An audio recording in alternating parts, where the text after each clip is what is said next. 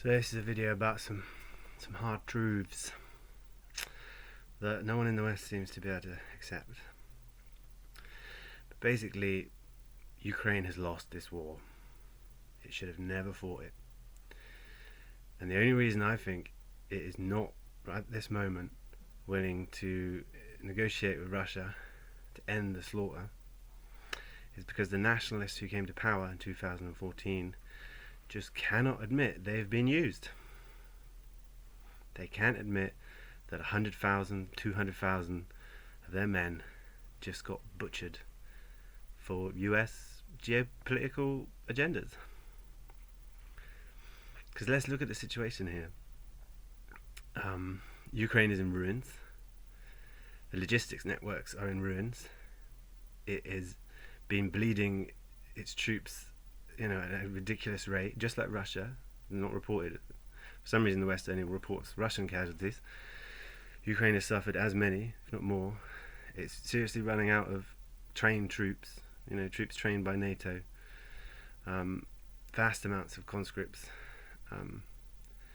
And within the month, Russia will land a hammer blow of 200,000 reservists who, they're not just conscripts, they're people who used to serve in the forces that have now been given 6 weeks, 2 months training, and they're coming back.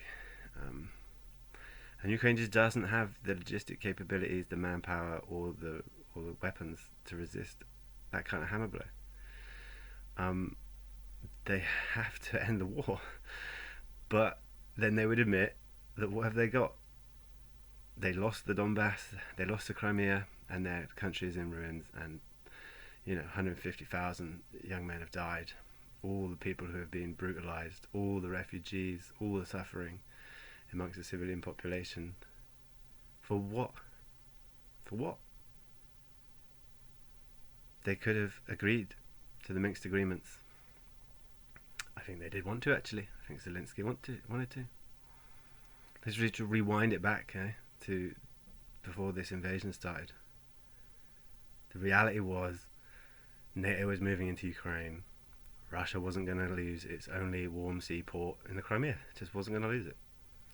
And, facts is, it never left. Even when Ukraine left, it was the Russian Navy never left. It was renting the Crimea off them. And it's a brutal fact of geopolitical power that a major power like Russia is not going to just allow its left leg to be cut off. Big powers will ignore the kind of international based systems. They ignore the UN, just like America does, just like Britain does, just like China does. They will not abide by international law if it means kind of terminal decline of their country. No country will. So we live in like a dream world, really, expecting Russia to do it. So there was a window where everyone could have come out and just been honest about the situation in the world and said, okay, Ukraine wants to move closer to the West, wants to join the EU. It's massively corrupt, so the EU doesn't really want to straight away, but could have just come out and said, okay, we'll cut Ukraine in half, and Russia will get the Donbass and Crimea, and it will pay 100 billion, 200 billion repatriations for that territory, and that could have been money directly put into the Ukrainian economy. Ukraine wouldn't be in ruins. It would be, enjoying a huge amount of money, and then, then the process of decorrupting it so it could join the EU could start. But that was not the US agenda. The US agenda was not an independent, sovereign Ukraine. It was to encircle Russia, and if it couldn't encircle Russia, it was to bleed it out in a fight. And that's what's happened. They tried to encircle it, Russia refused, invaded, and the Ukrainians have been used. It's just tragic, and that's what they can't accept right now. To accept a peace deal now would be to accept that they got used. But unfortunately, if they don't do a peace deal now, they will not just be used, they will be crushed, and it will be Putin dictating who is in government in Kiev rather than Biden. And I just don't get why our media calls for the constant slaughter.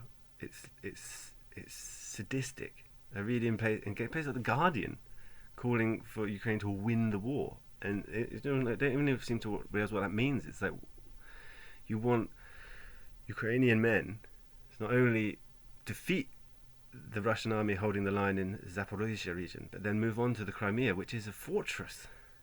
Look back at every war where the Crimea has been fought over. People die in their droves trying to take that. There's only one tiny slip of land you can even access it by, and that piece of land will be drenched in artillery fire. Why would you ask people to do that? What, just so you can hold some great view that we won, or like democracy won, or like sovereignty won? And it's madness. Every day a young life is snuffed out for this ideological nonsense. And unfortunately, we missed the opportunity to actually do what was right and insist that peace was maintained, which it means you have a balance of power, which means Russia continues access to the Black Sea. And we just can't accept it. We can't accept that the world is not good and evil, and we aren't good, and Putin isn't evil. We just can't accept it. Like the insanity that he's trying to conquer Europe when he's literally just fighting a defensive war for Russia's access to the Black Sea. That's what he's doing. But anyone who's got any sense now can see that Ukraine has lost. The Americans know they've lost. They're not willing to put the kind of resources in that would require them to win, because it would be handing the Ukrainians the kind of weaponry that would spark World War III. Because the Russians would be like, right, well, if you're giving them like more HIMARS with even more powerful rockets, then yeah, we're going to use everything in our arsenal. They've been used. They were used to bleed the bear. And it is one of the most tragic things I've seen unfold on the international stage. And the fact that the left has banged the drums of slaughter, I think is just appalling. The fact that, I know, by the time this is finished, upwards of 500,000 people could have died directly and indirectly from this. That is what the left wanted, was it? They wanted that rather than, demanding that Russia pay for the territories that it requires and then use that money to build Ukraine. Because Ukraine now is a vassal of American finance. It's in ruins. When they finally have a peace deal, only one country will be in position to rebuild Ukraine, and it will rebuild it in its own image. Even now, the American government is insisting that Ukraine break up all of its national industries, break them up, and who will they sell them to? They'll sell them to US courts.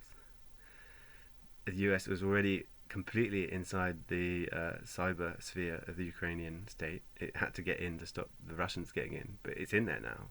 It has complete control of the cyber sphere, and it will have complete control of its economic sphere. It will become a vassal. And, really the only choice Ukraine had to remain independent was a peace deal where it gave up territory to Russia for money, and it could then carry on. But that would not have fit the US's geopolitical strategic aims. And we all got mugged. Well, not all of us. Some of us from the start were insisting that there was only one way to avoid this bloodshed. I think people would need to take a good look in the mirror at what they're asking for, really. What they're refusing to see. And I'm with Chomsky on this. Like, it's too late for these nonsense ideological things like, the West is great, democratic, Putin's autocratic, we must have war. No, the environment has got a decade or 2 decades, so we have to sit down with the autocrats and the dictators. We have to sit down and come to some kind of agreement about how the world will move forward.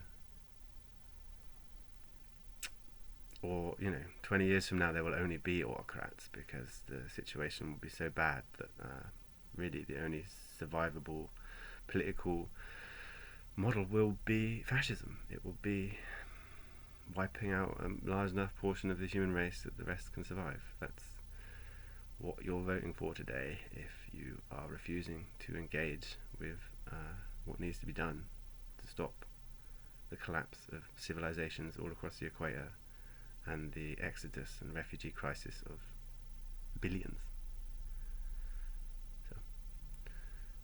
Anyway, those are some hard truths I think we all need to wake up to.